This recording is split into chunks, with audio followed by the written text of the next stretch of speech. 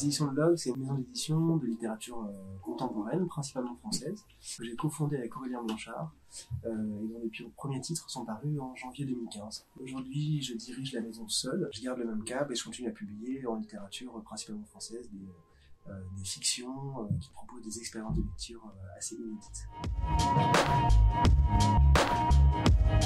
À la base, Able, c'était une sous-marque de l'Ogre qui était destinée à pouvoir tout simplement travailler pour d'autres personnes. Parce qu'on s'est rendu compte qu'en fait, on faisait tout à l'Ogre, les maquettes, les couvertures, tous les éléments qui servaient à la communication, par exemple. Et donc, moi, c'est une activité qui est même plus ancienne que celle d'éditeur. Donc, il me semblait que c'était une activité intéressante de développer en complément de l'édition.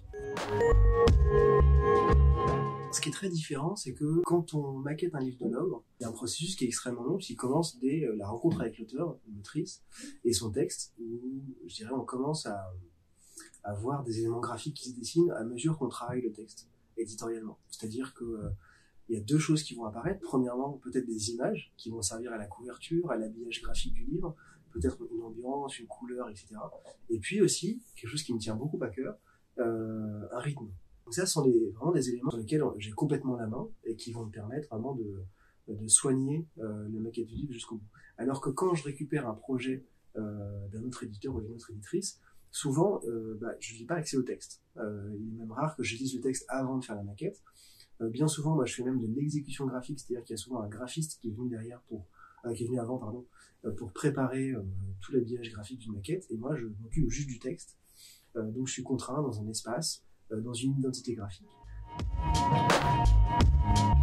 Comme beaucoup d'éditeurs, éditrices et de maisons d'édition en littérature indépendante, malheureusement, on n'arrive pas à se payer vraiment avec notre activité principale. Donc c'est vraiment vital pour nous d'avoir une activité extérieure.